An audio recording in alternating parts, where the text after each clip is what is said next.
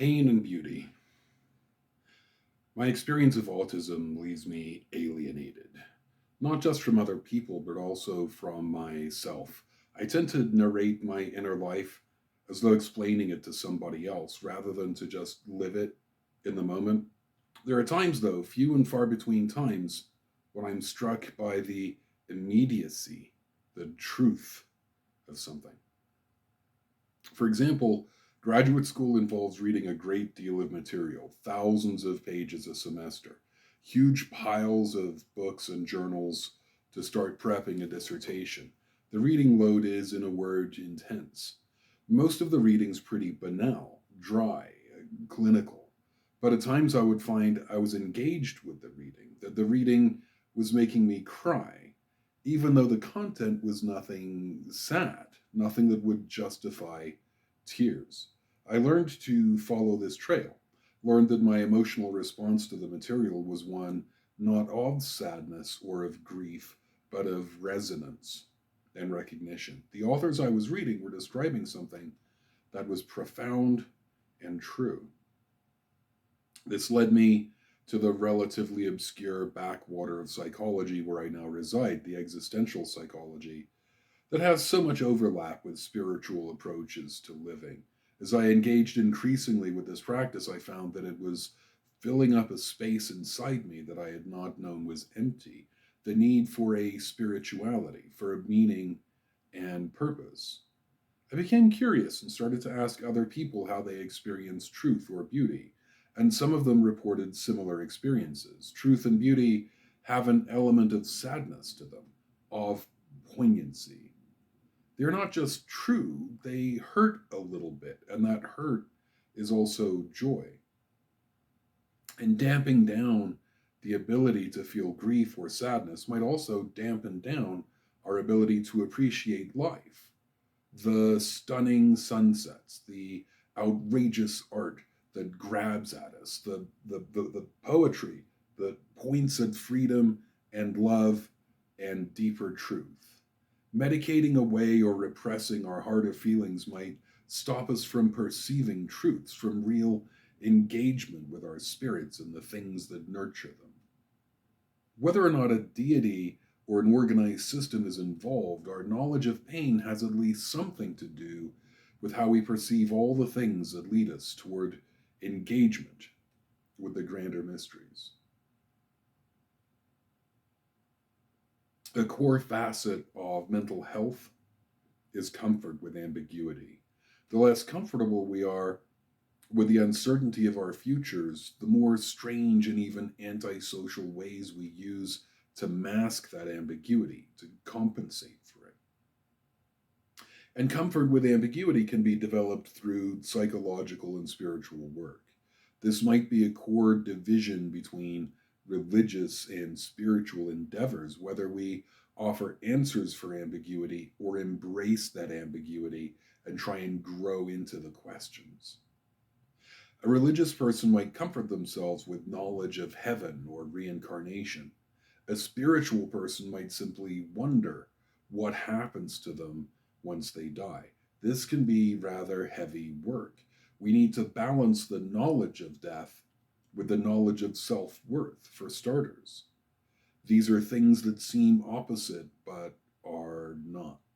And when they make us uneasy, such as through death's salience, it is tempting to run away from that ease, to seek some security, some control. When people exhibit symptoms of obsessive compulsive disorder, it's tempting to think of these symptoms in a purely behavioral way.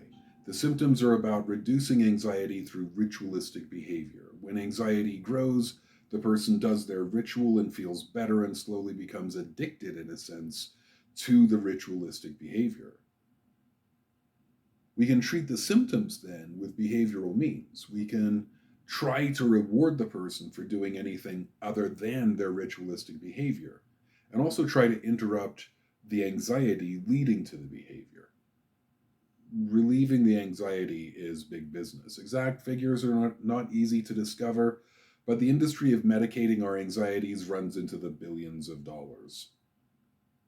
And as approaches to human problems tend ever toward a mental illness model with short term treatments the order of the day, the behavioral approach to obsessive compulsive disorder is the most popular. But it is not the only approach possible. Working toward accepting ambiguity can still the anxiety also. In my experience, there's therapeutic value in contemplating the mysteries of the universe. Imagine the smallest things we know about. We used to know, we used to imagine the smallest things we could see were the smallest things there were. And we found out about atoms and imagined they were the essential building blocks of the universe. But atoms are made out of things too, protons and neutrons, and those are made out of things. Quarks, mesons, gluons, and bosons all inhabit the hazy quantum space smaller than the things atoms are made of. And who would imagine those are the smallest things? After all, every time we look for something smaller, we find it. At the same time, the universe is incomprehensibly large. Not long ago, we thought the Earth was the only world and the stars just points of light in the nighttime sky.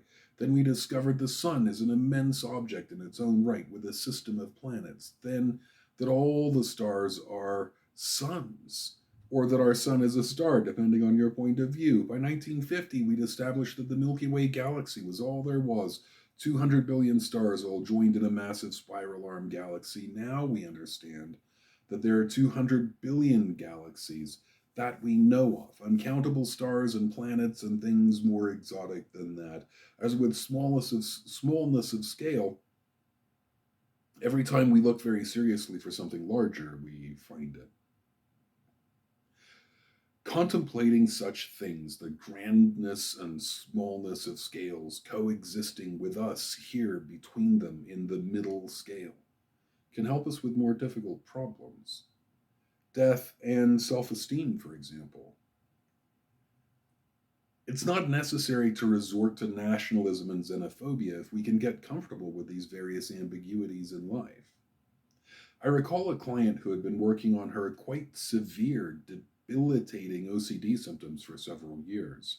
She had made some progress but wanted to try something new. She felt she had gone as far as she could with behavioral methods, and she was much more an expert in them than I was.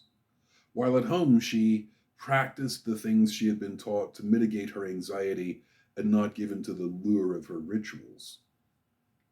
While in the therapy room with me, though, we worked in various ways with cozying up to ambiguity. The work had a lot to do with feeling things, noticing things. It had much also to do with knowledge of death. Her symptoms revolved around a perception of germs and sickness, and they seemed like a fairly obvious stand in for death anxiety. So we wrote her epitaph, imagined her funeral, other such activities, all in a supportive environment.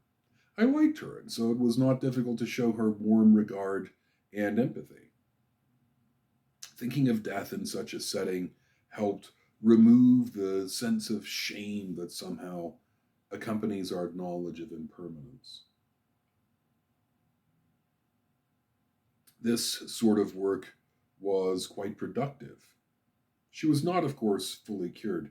Years of work in a behavioral mode were not to be completed by a mere few weeks with me in an existential mode. That would be a great story, a sales pitch. But life is more in the middle scale of things than such marvelous miracle cures. It is best to mistrust such stories, but it helped. She experienced less pull from her rituals and less push from her anxieties, and was even able to start making inroads into a more fulfilling sort of life. Here is the power of spiritual endeavors to help with our suffering. She did not go on to live a life free of suffering, but she was able to visit her dying parents. And the fact that she had triumphed over suffering to experience the good times made those good times all the sweeter. Conclusion. Life in modern America discourages encounters with pain. The availability of treatment and our lives of convenience make us largely intolerant of pain. When we feel it, we feel secondary emotions around it, anger about pain or fear of pain. Evolutionary psychology would have us imagine pain is only valuable for the ways it teaches us to avoid pain. These attitudes to pain affect our experience of emotions too. We rush away from painful or uncomfortable emotions and treat them with the same impatience for relief as we do our physical pains. We can learn to avoid the things that cause the emotional pain, but this means avoiding the most important things in life, such as love, relationship, hope, commitment. Being unwilling to feel our emotions deeply or to suffer for what we love makes engagement with faith difficult or even problematic. The inability or unwillingness to feel anxiety guides us away from ambiguity and toward rigid certainty. In other words, fundamentalism, nationalism, xenophobia. On the other hand, engaging with sadness can expand our sense of happiness, of joy. And being able to listen to anxiety can lead us to engagement with mystery. Mystery lies at the heart of this spiritual endeavor. Love requires pain. Pain is the inevitable consequence of love. Lacking courage about the pain of loss makes us isolated, frightened, even cowardly. Engagement with life requires courage, if not the Sartrean courage to live bravely in a world devoid of meaning, then the Franklian courage to make meaning, to suffer for something rather than merely avoid all suffering. And then we have the Old Testament admonishment to take off our sandals in the presence of God because we're standing on holy ground. As a young man, I always imagined the reason for this commandment was that our sandals had touched other ground and that they were therefore unclean. Our journey through life is seldom kind to the bottoms of our shoes. But is dirt unholy? There's a story about the Tao being in everything. A holy man is confronted by a peasant who asks him where the Tao is. The holy man replies, "Why, it is everywhere." The peasant teases him that it must be in you, and in me, and in the space between us, that tree, that puddle. The holy man agrees, increasingly reluctant to play the game. Finally, the peasant says if it is really everywhere and in everything, the Tao must also be in this roadside dung. And the holy man is forced to concede.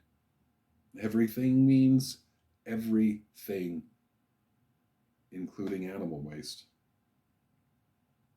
We can as easily take most any concept of God and put it in the place of the Tao. God is in the tears we weep, the dirt under our toenails, our hair and teeth, as well as God is in everything and anything else. So, how can a little road dirt profane holy ground? Perhaps the directive to take off our shoes is not to protect the holy ground. How fragile must its holy state be if a little dirt can disrespect it? So much as to put us better and more fully in contact with the ground, to take the barrier out from between our bodies and the experience of the holy. And part of walking barefoot is feeling everything on the ground: soil, rocks, grass, the sharp and hard and painful things. Giving away our pain, soaking it in medicine and denial is like wearing sandals onto holy ground. Perhaps there's no way we can profane anything holy, not if holiness has any value as a construct, but we can dim and diminish and devalue our experience of it. Pain has value, a great deal of value. That value is lost in the ease of treatment, availability of convenience, and the national phobia of pain we have developed. But we can do better.